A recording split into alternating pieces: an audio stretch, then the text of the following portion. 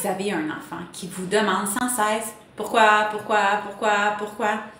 les premières fois, là, c'est super le fun parce que on a envie d'approfondir certains sujets avec nos enfants, mais des fois, on se retrouve à ne pas savoir quoi répondre. Mais qu'est-ce qu'on fait dans ce temps-là?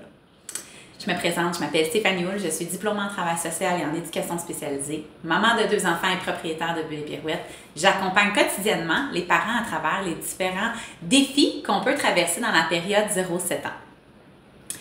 En fait, un enfant qui demande pourquoi, c'est un enfant qui a un besoin de comprendre et c'est important de nourrir ce besoin-là de comprendre.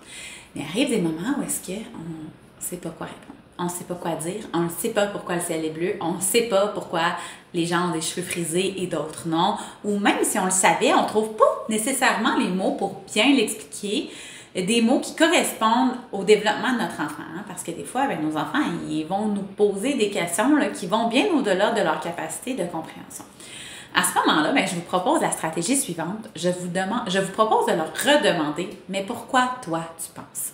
Qu'est-ce que ça va faire en sorte? En fait, c'est que ça va premièrement leur permettre de prendre une pause. Parce que des fois, là, la quantité de pourquoi, c'est même pas réfléchi. Ils sont vraiment juste dans je veux en savoir plus, puis ils prennent même pas le temps d'analyser l'information qu'ils viennent de recevoir de la part de leurs parents.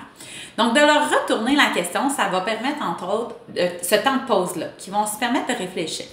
Pourquoi? Puis là, ils vont vous donner probablement une idée qui peut être loufoque, drôle, simpliste, ça peut être peut-être la bonne réponse également.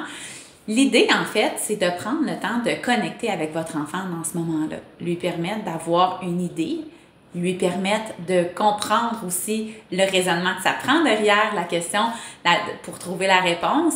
Donc, ça devient intéressant parce que ça lui permet également de construire une confiance en soi, de construire sa propre idée, de construire son estime personnelle parce qu'il va développer son identité à travers le fait de devoir se positionner sur une réponse puis de pouvoir interagir et de rester connecté avec son parent. Parce que souvent, on ne se le cachera pas, là, quand nos enfants se mettent à nous demander pourquoi, on cherche des fois à se débarrasser de devoir répondre. Puis c'est correct parce qu'à un moment donné, on devient tanné de sans cesse répéter. Mais l'idée, c'est de dire, j'ai pas envie de terminer ça en répondant une niaiserie ou en répondant, là, arrête, ça suffit, j'en peux plus de tes questions. Donc, on va le dire, ça va être la dernière chose que je vais te demander, puis je vais te répondre par la même question que tu demandes. Pourquoi est-ce que tu penses que le ciel est bleu? Donc, parfait. Et pour l'instant, cette réponse-là va nous suffire, puis on va arrêter de se poser des questions pour quelques minutes, mon amour.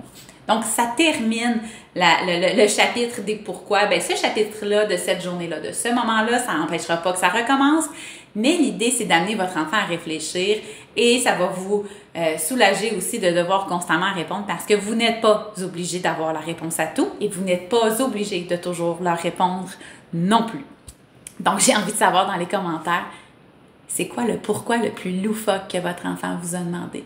Qu'est-ce qu'il vous a demandé qui vous a sorti de votre zone de confort, qui vous a demandé de réfléchir davantage? Puis c'est quoi votre stratégie à vous aussi quand vos enfants vous disent pourquoi? Comment est-ce que vous faites pour les arrêter? Petite anecdote personnelle, ma tante me disait toujours, qu'elle disait parce que concombre.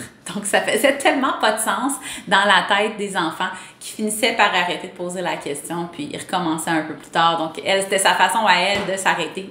Ce qui est quand même une autre façon de faire qui est tout aussi drôle parce qu'on la termine pas dans un enjeu de « je suis tannée », tu sais. Donc, si jamais vous avez envie d'avoir plus de contenu, n'hésitez pas à nous suivre sur notre chaîne. Ça va me faire vraiment plaisir de partager avec vous encore plein de stratégies et plein de solutions pour les différents défis du quotidien en tant que parent.